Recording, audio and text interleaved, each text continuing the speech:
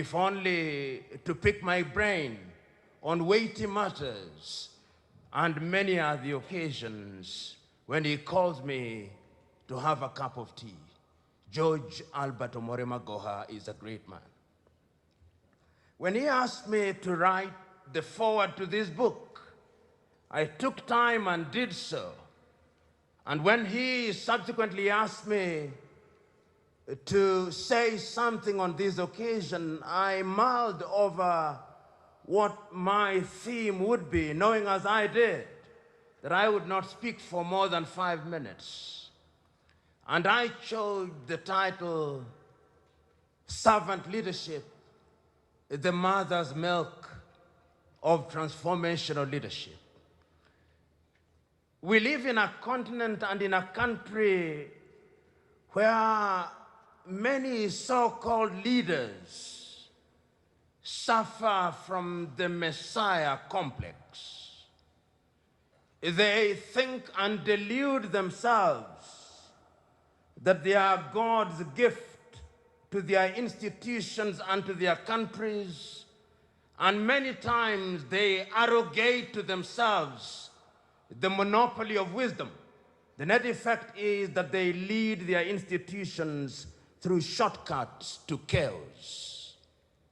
Professor George Albert Omore Magoha demonstrates through this book that if one is to transform any institution, one must conduct a leadership that is collegiate.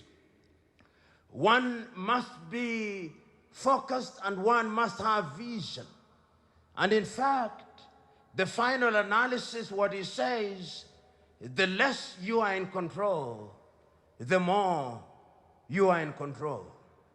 So those of us who are here, because this is what we are to learn, who think that leadership is about lording it over others, who think that leadership is about thinking that you are a little tin god, Professor George Magoha tells you otherwise. Because when all is said and done,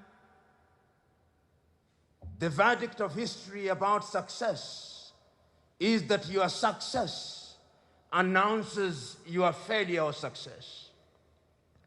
I mulled over how leadership can be attained and fame, and I went to Greece, to the Greeks of old, and I met a Greek who lived in the 4th century BC, whom some of you, like Professor Odidio Kidi, will remember, the famous Greek called Herostratus. Herostratus was a failure. And at a certain time in his life, he decided that he must become famous.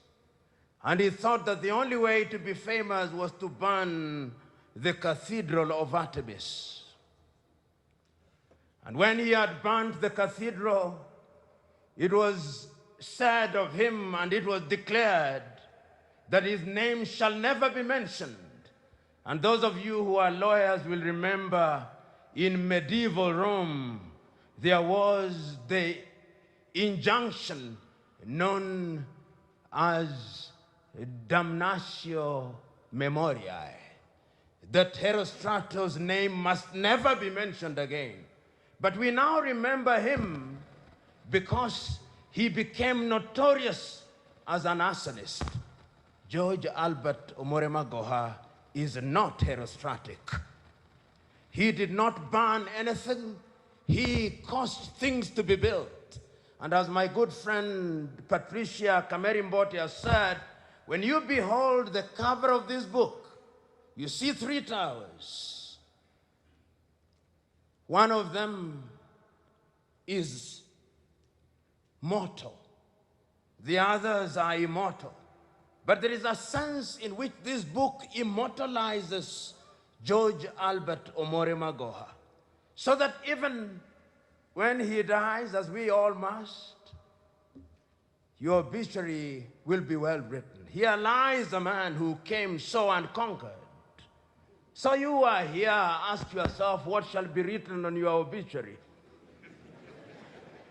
because when all is said and done, that is what will matter.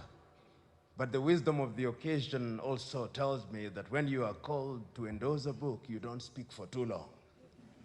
And therefore, as I conclude, this book tells us, particularly, and Professor Magoha talked about it, particularly in this country where men and women are judged by their ethnic extraction. Professor Magoha tells us, and Martin Luther King Jr. said it before you, that men must be judged by the content of their character. And George Albert Omore Magoha has demonstrated that if you do things right, there is a sense in which right things will be done to you.